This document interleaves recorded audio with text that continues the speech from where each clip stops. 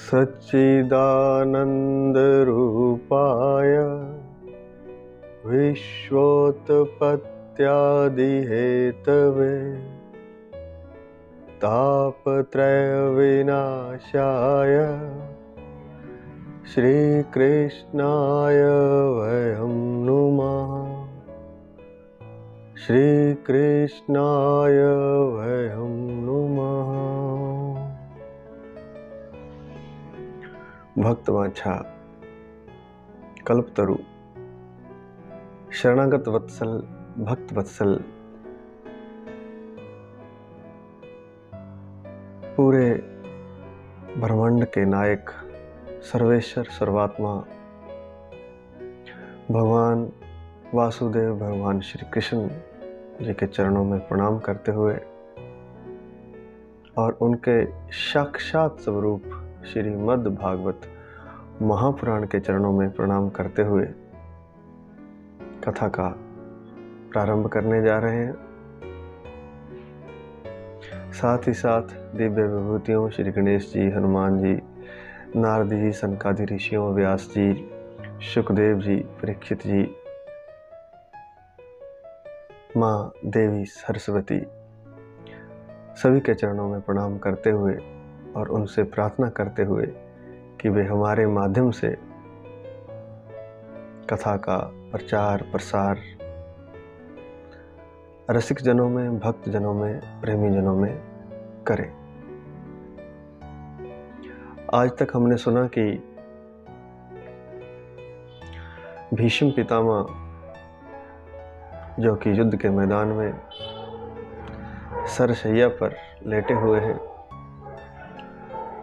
बाणों के बिस्तर पर लेटे हुए हैं, उनके दर्शन करने के लिए भगवान श्री कृष्ण अर्जुन अपने भाइयों के साथ बड़ी शोभा के साथ स्वर्ण जड़ित रथों पर बैठ करके युद्ध के मैदान में जा रहे हैं। साथ ही साथ व्यास जी, धौम्य आदि ब्राह्मण भी उनके साथ स्वर्ण जटित रथों पर बैठ करके राज ऋषि भीष्म पितामह से मिलने जा रहे हैं। युधिष्ठिर की अपने भाइयों के साथ ऐसी शोभा हो रही है मानो जैसे कि कुबेर ही जा रहे हों। और वहां जाकर के सभी ने देखा कि भीष्म पितामह स्वर्ग के देवताओं की तरह शोभायमान हो रहे हैं। ऐसे लग रहा है कि जैसे कोई स्वर्ग का देवता धरती पर गिर पड़ा हो। इतना उनके चेहरे का तेज है, इतनी उनकी शोभा हो रही है। सभी ने भीष्म पितामह को प्रणाम किया। भीष्म पितामह को देखने के लिए युधिष्ठिर आदि राजाओं, श्री कृष्ण भगवान और धौम्य और व्यास आदि ब्राह्मणों के अतिरिक्त सारे ब्रह्म ऋषि, देव ऋषि और राज ऋषि भी उस महान हस्ती को देखने के लिए, दर्शन करने के लिए पहुंचे। ब्रह्म ऋषि किसे कहते हैं? ब्राह्मण जो ऋषि हो जाता है, जो ब्रह्म को जानता है, वो ब्रह्म ऋषि। राज ऋषि जो राजा ऋषि बन जाता है, वह राज ऋषि। जैसे राजा परीक्षित पहले राजा थे और फिर भागवत कथा सुन करके ऋषि हो गए, तो राज ऋषि। और देव ऋषि, देवताओं में जो ऋषि हो जाते हैं वह देव ऋषि। तो तीनों ब्रह्म ऋषि, राज ऋषि और देव ऋषि भी भीष्म पितामह को देखने के लिए, दर्शन करने के लिए वहां पहुंचे। देव ऋषियों में, ब्रह्म ऋषियों में और राज ऋषियों में कौन कौन लोग पधारे हुए थे, उनके नाम इस प्रकार से हैं। पर्वत, नारद, धौम्य, भगवान व्यास, वृद्धश्व, भरद्वाज, शिष्यों के साथ परशुराम जी, वशिष्ठ, इंद्र प्रमद, त्रित, गृत समद, असित, कक्षिवान, गौतम, अत्रि, विश्वामित्र, सुदर्शन तथा और भी शुकदेव आदि शुद्ध हृदय महात्मागण एवं शिष्यों के सहित कश्यप, अंगीरा पुत्र बृहस्पति आदि मुनिगण भी वहां पधारे। भीष्म पितामह को देश और काल का भली भांति ज्ञान था। उन्हें पता था कि किस समय शरीर त्यागने से श्रेष्ठ गति प्राप्त होती है, इसलिए वे सूर्य के उत्तरायण होने का इंतजार कर रहे थे। भीष्म पितामह ने सभी को आया देख करके सभी का यथा योग्य सत्कार किया। वे भगवान श्री कृष्ण को भली भांति जानते थे कि वे तीनों लोकों के स्वामी परमेश्वर हैं, भगवान नारायण हैं। इसलिए उन्होंने बाहर बैठे हुए भगवान श्री कृष्ण को तथा जगदीश्वर के रूप में अपने हृदय में बैठे हुए भगवान श्री कृष्ण को प्रणाम किया, अर्थात बाहर और भीतर दोनों जगह उन्होंने भगवान का सम्मान किया। कहने का तात्पर्य यह है कि बाहर भगवान साक्षात रूप में मनुष्य का वेश धारण किए हुए थे, लेकिन भीष्म पितामह उन्हें जानते थे, इसलिए उन्होंने बाहर से भी उन्हें प्रणाम किया और आंखें मूंद करके अपने भीतर जो नारायण बैठे हुए हैं, जो बाहर मनुष्य रूप में और भीतर भी उसी रूप में भगवान के रूप में बैठे हुए हैं, उनको प्रणाम किया। पांडव बड़े प्रेम और विनय के साथ, नम्रता के साथ भीष्म पितामह के पास बैठ गए। भीष्म पितामह की आंखों में उनको देखकर आंसू आ गए। उन्होंने कहा कि हाय हाय, कितने कष्ट आप लोगों को सहने पड़े। आप लोग तो ब्राह्मणों का सत्कार करते हैं, धर्म का सत्कार करते हैं और भगवान के साथ रहते हैं, फिर भी इतने कष्ट आप लोगों ने सहे।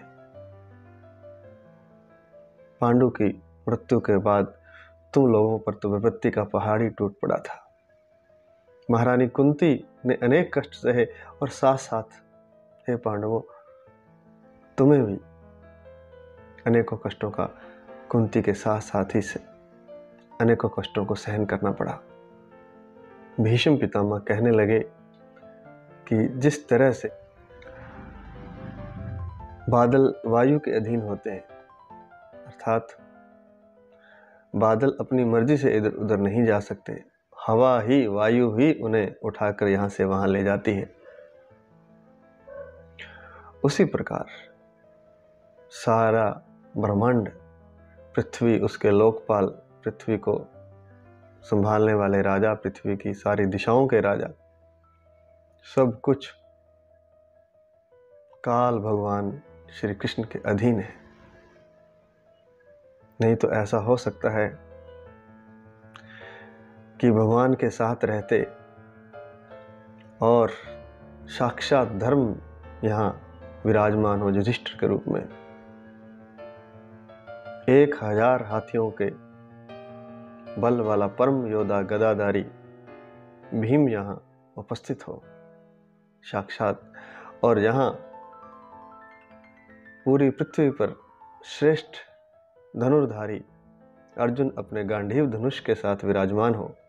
वहाँ कष्ट आ सकते हैं, लेकिन सब कुछ परमात्मा के अधीन है। कोई नहीं जानता कि भगवान कब क्या करना चाहते हैं। बड़े बड़े ऋषि मुनि भी भगवान की माया को जानने के कारण मोहित हो जाते हैं, अर्थात वे भी नहीं जान पाते कि भगवान कब क्या करना चाहते हैं। यहाँ पर मनुष्य जाति के लिए एक संदेश दिया गया है और यह संदेश ही व्यवहारिक ज्ञान है।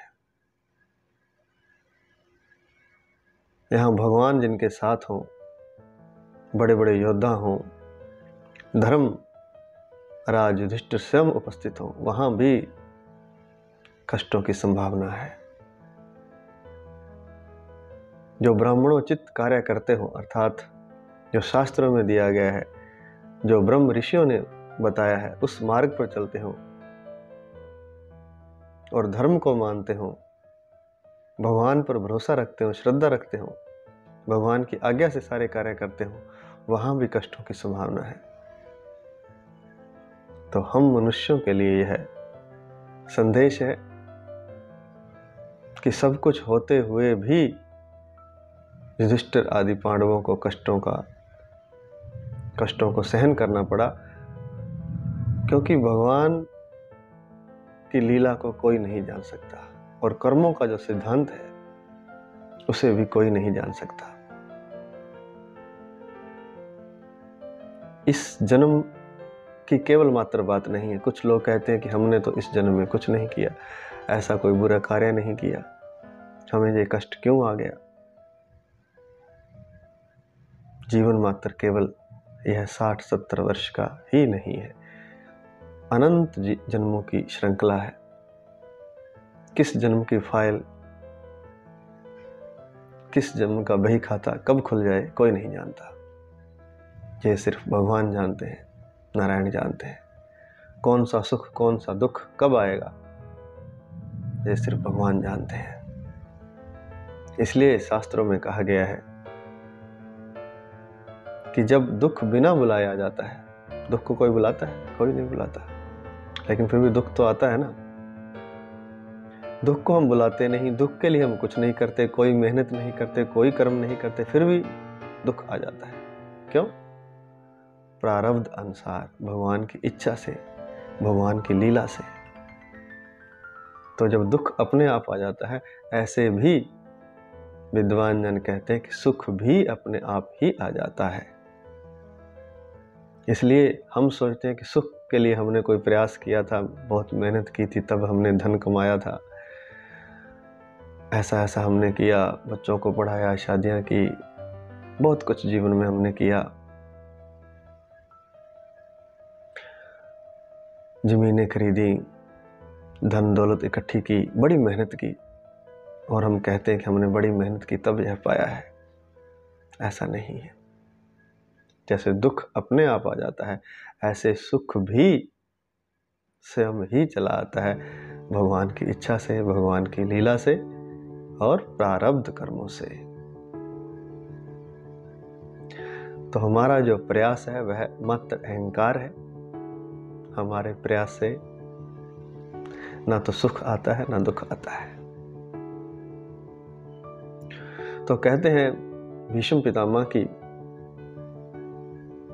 युधिष्ठिर आपके पास धर्म भी था, ब्राह्मण भक्ति भी थी, भगवान भी थे, तो भी इतने कष्ट आपको सहने पड़े।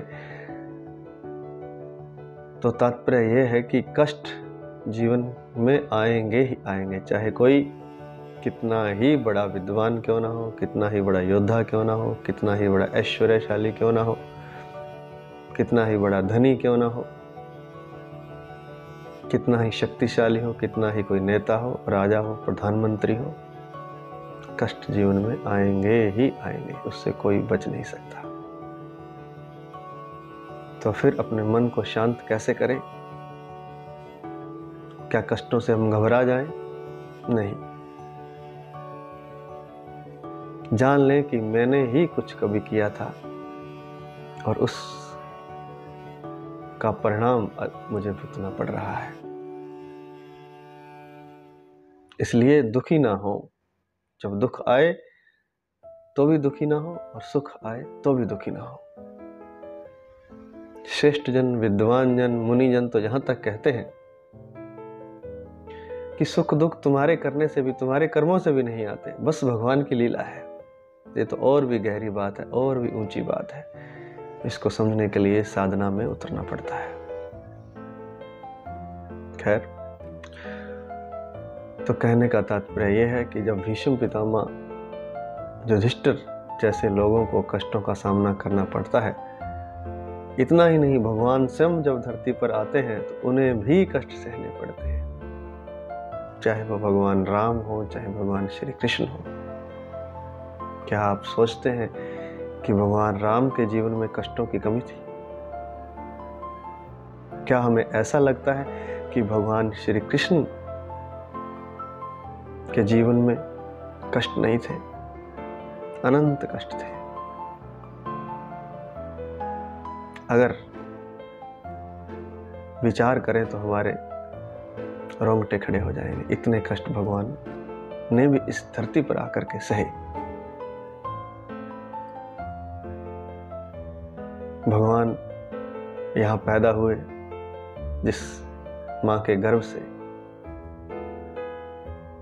वहां तो वह रह नहीं पाए।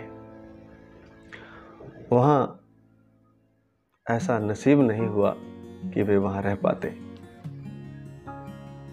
जन्म कहीं हुआ, पाला किसी और माँ ने, और जब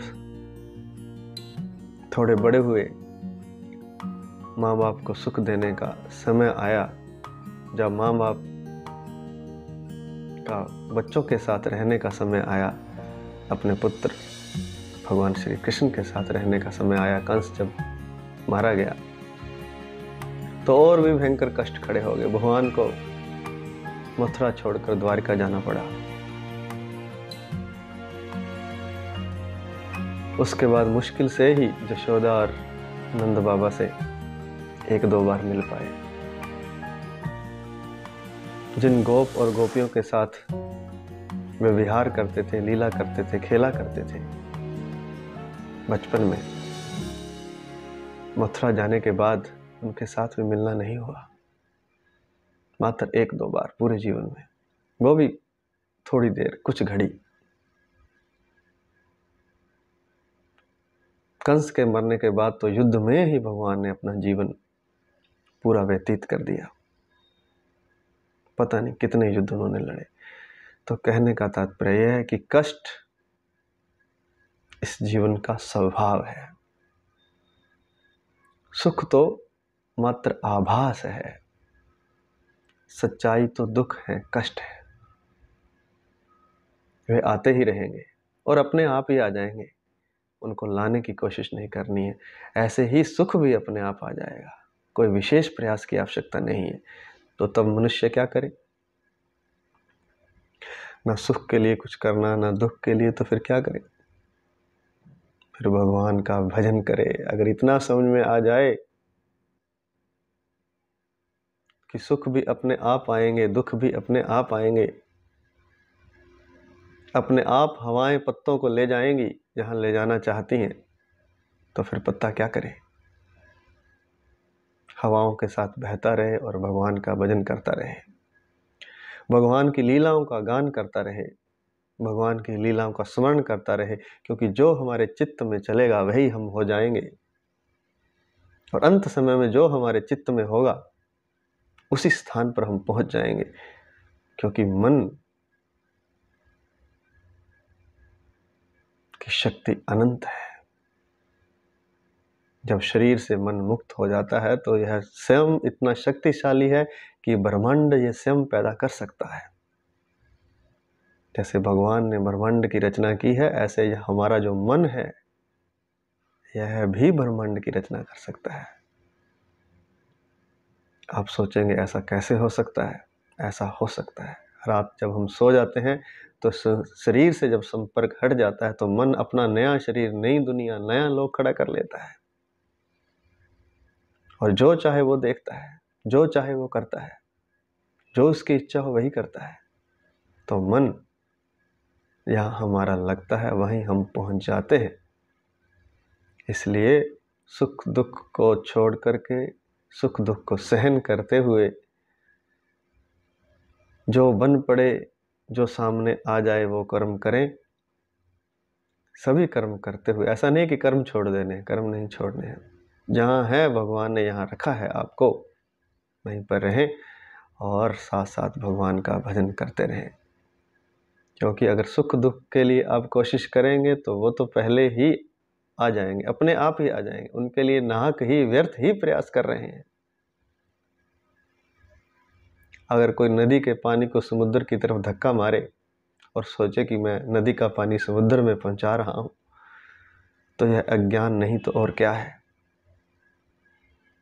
अगर आप धक्का नहीं मारेंगे नदी के पानी को, तो नदी का पानी तो अपने आप बहता हुआ समुद्र में पहुंच जाएगा। ऐसा ही ये जीवन है, ये अपने आप चलता हुआ मृत्यु तक, मोक्ष तक पहुंच जाएगा। लेकिन अगर हम साथ साथ भगवान का भजन, भगवान के नामों का कीर्तन, भगवान की लीलाओं का स्मरण करते हैं तो हम मुक्त हो जाएंगे इसी जीवन में। इस प्रकार भीष्म पितामह ने युधिष्ठिर को समझाया और कहा कि सब कुछ भगवान के अधीन है, सारी घटनाएं ईश्वर इच्छा के अधीन है। जैसे बादल वायु के अधीन है, बादल जल के कारण भारी होते हैं, अपने आप कहीं नहीं जा सकते। वो वायु यहाँ उनको ले जाना चाहे, हवा यहाँ उनको लेके जाना चाहे वहाँ ले जाती है, और जहाँ बरसाना चाहे वहाँ उनसे बरसात करवाती है। इसी तरह से भगवान जहाँ व्यक्ति को ले जाना चाहते हैं वहाँ वो जाता है।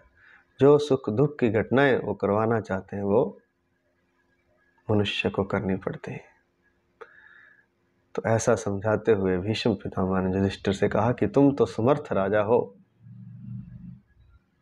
और तुम तो जानते हो कि सब कुछ भगवान की इच्छा के अधीन है, इसलिए भगवान की इच्छा को सर्वोपरि मानते हुए अपना राजकाज करते रहें और प्रजा का पालन करें।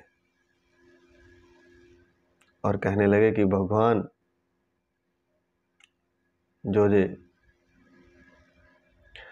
श्री कृष्ण है ये आपको अपने सखा लगते हैं,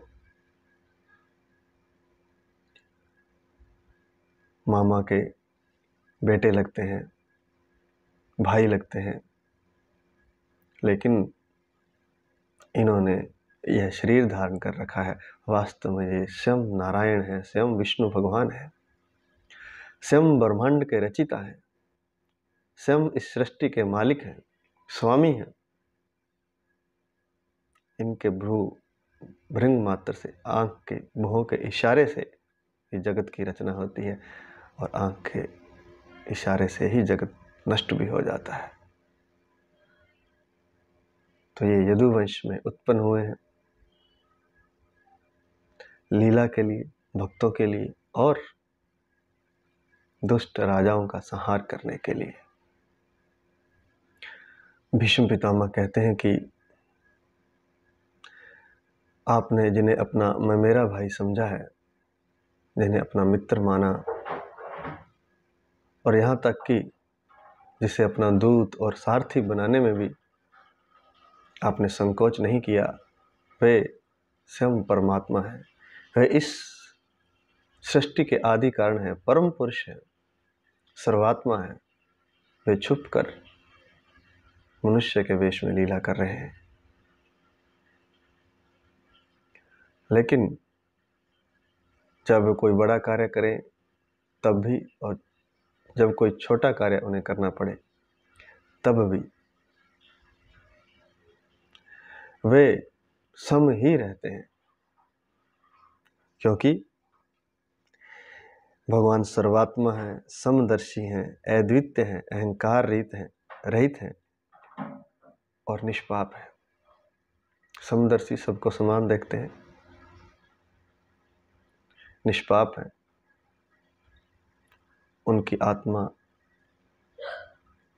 सदैव कर्मों के बंधन से रहित है और अहंकार रहित है, सर्वात्मा है, सबकी आत्माओं में समाये हुए हैं। बल्कि ऐसा कहना चाहिए कि सबकी आत्मा भगवान ही है, भगवान श्री कृष्ण ही सबकी आत्मा है।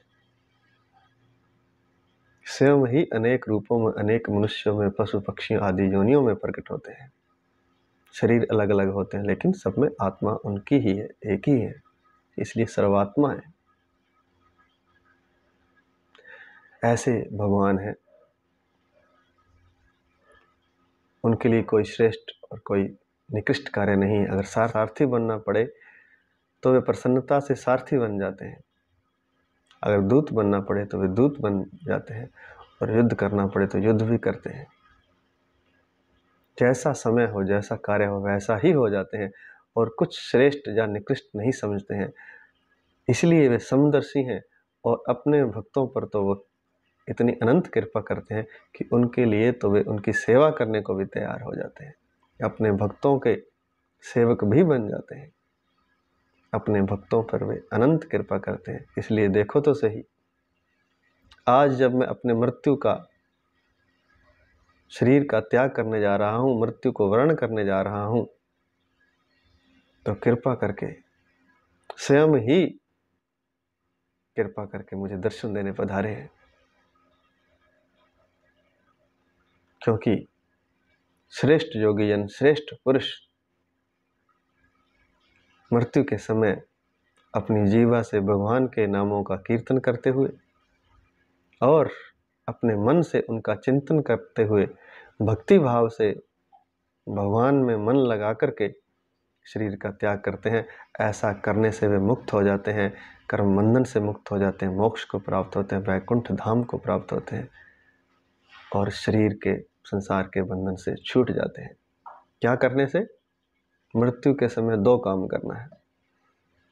एक तो अपने मन से भगवान का चिंतन करना है, मन से भगवान की भक्ति करनी है, मन से भगवान का भक्ति भाव से चिंतन करना है, एक तो ये करना है। और दूसरा, अपनी जीवा से भगवान के नाम का उच्चारण करना है। अगर ये 2 कोई कर लेगा अंत समय में तो वह मुक्त हो जाएगा। लेकिन अंत समय में तभी कर पाएगा जब जीवन भर उसने अभ्यास किया हो। अगर कोई सोचे कि मैं जीवन भर तो उल्टे सुलटे कार्य करते रहूं और अंत में मैं एक बार भगवान का नाम ले लूँगा अजामिल की तरह तो मुक्त हो जाऊँगा, तो ऐसा असंभव है। हो सकता है अगर कोई नाम ले ले, लेकिन नाम उस समय याद नहीं आएगा अगर जीवन भर हमने कोई अन्य कार्य किए हैं भगवान को त्याग करके, भगवान को छोड़ करके। ऐसा नहीं है कि अंत समय में एक बार भगवान का नाम लेगा तो वहां तक पहुंचेगा, नहीं, पहुंच जाएगा, मुक्त हो जाएगा, लेकिन याद आए तब ना, बस अंत समय में उसकी याद बनी रहे। इसीलिए तो पूरे जीवन भक्ति भाव, उनकी लीलाओं का कीर्तन गान आदि करना होता है। और अंत में भीष्म पितामह जो कह रहे हैं वह सुनने जैसा है, समझने जैसा है और हृदय में उतार लेने जैसा है। क्या कह रहे हैं? कह रहे हैं कि जब तक मैं प्राण ना त्याग दूं तब तक भगवान यहीं खड़े रह करके मेरे प्राण त्यागने की प्रतीक्षा करें। कौन से भगवान? देव देव जिनका प्रसन्न हास्य है, अर्थात जिनकी प्रसन्नता से भरी हुई मुस्कान है और जिनके रक्त कमल के समान अरुण नेत्र है, अर्थात लाल लाल जैसे कमल होता है ऐसी लाल रंग की, रक्तिम रंग की, मद से भरी हुई आंखें हैं, चंचलता से भरी हुई जीवित चैतन्य आंखें हैं वे भगवान, और उल्सित मुख से चतुर्भुज रूप में मेरे सामने उपस्थित रहें। क्योंकि ऐसे रूप का दर्शन तो बड़े बड़े योगियों ऋषियों को बड़ी तपस्या के बाद बड़े ध्यान से होता है, और मेरे लिए तो वे साक्षात मेरे सामने उपस्थित हो गए। इसलिए जब तक मैं प्राण त्याग ना करूं, भगवान यहीं रहकर मेरे प्राण त्यागने की प्रतीक्षा करें। ये तो ऐसा है कि भगवान को आज्ञा दे रहे हैं। क्यों दे रहे हैं आज्ञा? क्योंकि भक्त का प्रेम जब शिखर पर होता है तब वह भगवान को आज्ञा भी दे सकता है, क्योंकि तब भक्त और भगवान 2 नहीं होते हैं। प्रेम में कोई बड़ा छोटा नहीं होता है। यह सिखाने के लिए तो भगवान श्री कृष्ण ने इस धराधाम पर अवतार लिया, मनुष्य के रूप में लीला की। क्या सिखाने के लिए? कि प्रेम तो बराबर होता है, बराबर वालों में होता है, उसमें कोई बड़ा छोटा नहीं होता। गांव के लोग, ग्वाले ग्वालिने, गोप गोपिकाएं, कोई बहुत समझदार, कोई बहुत पढ़े लिखे, ऐसे लोग नहीं थे। गांव के अनपढ़ लोग थे, सीधे साधे, जिन्हें शायद सही तरीके से व्यवहार भी नहीं करना आता था, लेकिन उन लोगों के साथ भगवान ने लीलाएं की, उनके साथ रहे। क्यों? केवल मात्र प्रेम के कारण। उस प्रेम को सिखाने के लिए ही तो भगवान ने इस रूप में, इस श्री कृष्ण रूप में अवतार लिया था, ताकि प्रेम को वो समझा सके। प्रेम में कोई ना बड़ा होता है ना कोई छोटा होता है, प्रेम में सब बराबर होते हैं। इसलिए भीष्म पितामह आज्ञा दे सके भगवान को और कहने लगे कि जब तक मैं प्राण ना त्याग दूं तब तक मेरे सामने चतुर्भुज रूप में भगवान खड़े रहे। यह है प्रेम की पराकाष्ठा, यह है सच्चा प्रेम। और भगवान मुस्कुरा दिए उनकी बात सुन करके। उनके चेहरे पर मुस्कान थी, आंखों में नशा था, आंखों में प्रसन्नता थी, लाल रक्तिम आंखें थी, प्रसन्न हास्य था। और वे पीताम्बर पहने हुए उनके सामने खड़े थे और हवा से उनका पीताम्बर लहराता हुआ भीष्म पितामह के चरणों को स्पर्श कर रहा था।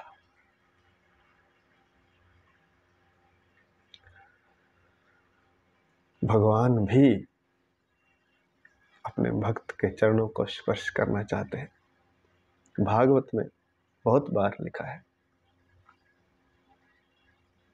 कहते हैं कि मैं अपने अकिंचन भक्त की।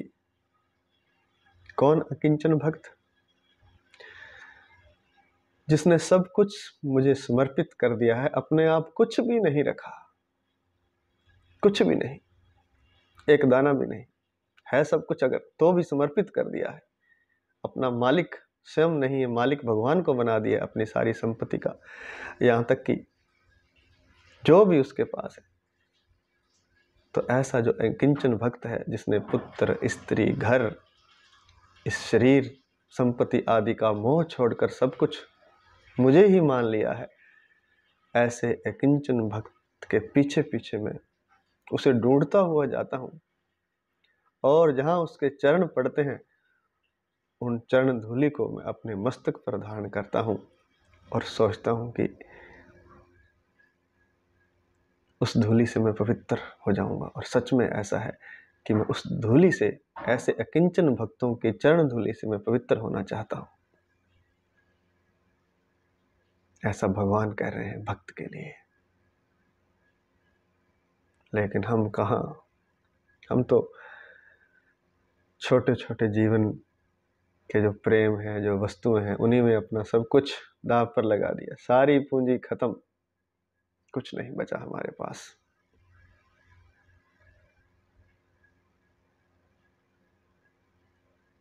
अपनी सारी शक्ति, सारा प्रेम वस्तुओं पर, मकान पर, संपत्ति पर, पुत्र पर, पत्नी पर, जानते हुए कि ये हमारा साथ नहीं देंगे। मृत्यु आएगी तो सब अपने अपने रास्ते चल पड़ेंगे। और जिस भगवान से हमें प्रेम करना चाहिए था, उस भगवान की हमें याद भी नहीं आती है।